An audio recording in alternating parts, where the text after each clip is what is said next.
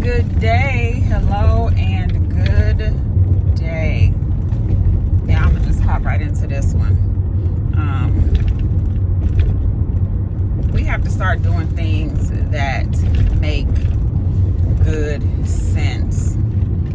And this one is, I guess, kind of personal in nature, but I just be feeling like we just really have to start doing things that make better sense, that make good sense, that make better sense. So this is a situation, and I'm not sure when I'm gonna put this video out.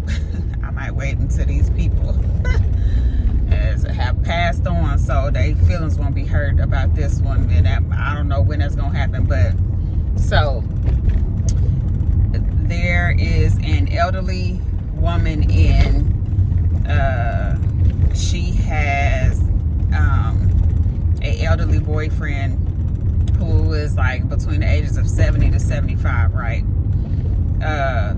They was on again, off again relationship, just got back on again, and they are living together, shacking up because they're not married, so living together, whatever like that. So turns out the man, he has some type of cancer, and his insurance is not going to pay for it, and they're both on fixed incomes. So the woman reaches out to family members to ask to start or to talk about, I'm not sure if it was to ask for them to do it, or to ask for money, or to ask them to help her start, or tell her how to start, something along those lines, a GoFundMe, for her boyfriend's cancer fighting treatments. And of course, additionally, it'll be, whatever medications that he's going to need in addition to the chemotherapy treatments. And so as far as the number I received, it was about $3,000 per month for however long to attempt to eliminate the cancer and help with the longevity of this person's life. And I'm like, okay, I'm a believer. Yes, I am. So God can do anything. As far as what we can do, or what like in the natural a person can do, or whatever like that, is, man, I don't think that a GoFundMe is a best practice for some of these things that people are asking for. And if you have another alternative, right? And so I know that there are groups out there that help with grants, and stuff like that, to help fund people and things like that. They have not done any of that. The first thing was, we need money from the family, which, not even trying to be funny, but they're not married. That's just her on again, off again boyfriend, and she's reaching out to the family like, I need some money, $3,000 a month for my boyfriend, to get his cancer treatments, and because he wants to live. Well, I was speaking to someone close to me, and it turns out that this man has real estate. He has at least one house that is totally paid off, and it's not like a dilapidated house. It's not, like a throwaway house, or, something that needs a fixer upper. It is a like 4 or 5 bedroom home, multiple bathrooms, nice home, good neighborhood in a large metropolitan city.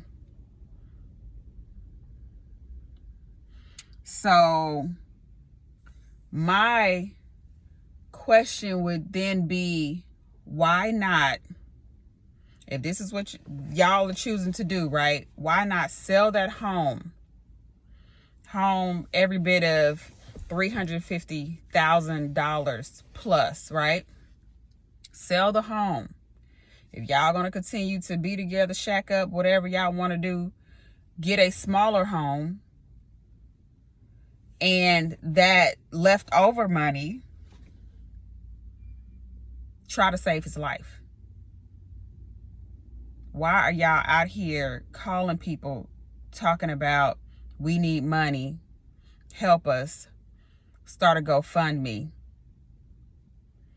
when how strongly do you want to live? Okay, cool, you need this money, you have it. Equity in your home. And people are like, oh, well, people don't want to sell their homes or whatever like that. Well, then you must not want to live. Because the man, he doesn't have any children, no siblings. His parents are dead. Of course, his grandparents are dead, and then, up the generations for him. He has absolutely no family. Absolutely no family. Other than his girlfriend, and she's asking her family for money to save his life when he has money, and that he has real estate that he owns. We have to start doing things, and I'm just using this and not to be mean to anybody, or to be like, oh, they're not thinking smart or whatever like that. I don't know if they've thought about it or what. But it's just like, we have to really, like, when things happen, we have to really sit down with everything and say, okay, what's the best way to get what I need without having to... Hey, I had to get out of the car and start the video again. But I was talking about whenever we are faced with a huge decision, endeavor, something like that, we need to be trying to figure out, okay, hey, what is the best method that I can use so that, this happens in an efficient manner. I'm doing things that make sense. And, I also can reach the goal that I want to reach, right? And not to be, like, of course, a jerk or whatever like that, but I said it before, they're on a fixed income and they pretty much barely making ends meet. So even though the house is paid off, the utilities and stuff like that, okay, I get it. The utilities and stuff is eating them up. Like like they are, pretty much living check to check. And so we can't be robbing Peter to pay Paul. We can't be, getting upset or mad, at people who cannot help or will not help, for whatever reason. And if there is something that we ourselves can do, then we need to exhaust all options, depending on how important that thing is to us that we're trying to attain. We got to make better decisions. We got to have better decision making. And this whole decision making thing is from the young to the old. More than anything, I've seen old people constantly making horrible decisions. Just constantly making horrible decisions. And it's just like, y'all been on this earth long enough to know that same decision that you are making, it's not working. It's not working. So whether you be young, whether you consider yourself old, start thinking about how you making these decisions you're making. How you making these decisions that you are making? What is the short-term effect, mid-term effect, whatever mid-term may be to you, and long-term effect at different increments? And really see if that thing is going to help you out or give you the greatest chance to help you out. That's really what I wanted to say about this. I just think like that whole situation to me just seems silly. It really just seems silly, and it's just like, okay, y'all been knowing that this man has cancer and he needs these chemo treatments. Now, okay, and then another thing about making good decisions. On top of that, the dude then started going back to work doing a job that's pretty much for young people. He got a bad back that it had surgery on, and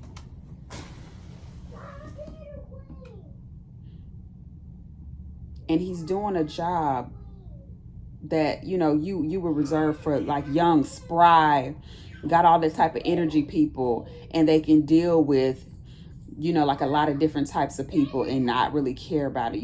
Like pretty much as far as I know, the old heads that I know, they set in their ways. They want people to talk to them a certain way. They ain't gonna do good in a new service business when people gonna be talking to them crazy. And people, they doing some type of retail or something like that, and people want their stuff and they want their food, and and then they drinking or whatever like that, and then they coming up there belligerent or whatever like that. These old heads, especially that man, he is not going to go for that. Not one bit is he going to go for that. But it's like, that's what you thought to do. You already have cancer. Your back is bad. This what you thought to do to make a little bit of money at a time? Like, he's not going to get that $3,000+ a month doing what he just started doing. He depleted all his retirement money. He didn't have any extra residual money. And this is why I talk residual income. Our money needs to be doing things that make more money. Because there are times where in this life, we have to sit down somewhere. We can't work. We can't trade our time for currency. And if we have a large lump sum of money, but we're never putting anything back, it's just going to get chipped off and chipped off and chipped off until there's no more. So we need more steady incomes coming in. And that little funky retirement that the government here and now is giving people is horrible. A lot of people who thinking that they was getting that, it's not even coming. The money is gone. So we have to do things, make better decisions for down the line, for if I get sick, for when I get old, if the Lord blesses me to age. We got to start making better decisions, y'all. We cannot just be living for today and be on this, we'll figure it out tomorrow, because tomorrow gonna come, and it's gonna come with them hands.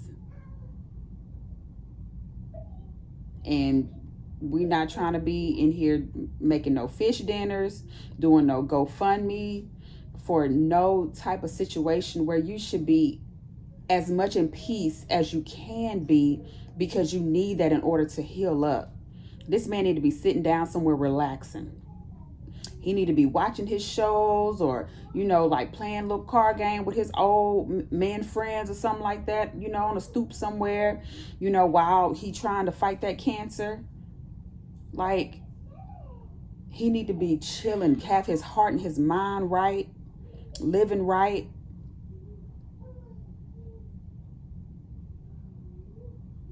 That's how, when you're going through something, you're able to heal. He need to have a peace. That man ain't got no peace right now, because the decisions that have led up to this point right now have not been super beneficial, right, or lasting. And I say, just in this example, take from it what you can. Eat the meat, spit out the bones. If it doesn't relate to you, okay, cool. The whole summary of this is make better decisions and plan for your rainy days, because they are coming. They are coming. And everybody's not going to want to help you, or they may not be able to help you. And if you have what you need, store it up. then you will be in a much better place, and you'll be able to really think things through and work things out without being panicked, without feeling desperate, without trying to get people who don't even know you to help you out. Anywho, that's what I have to say for right now. I'll talk to you later. Bye.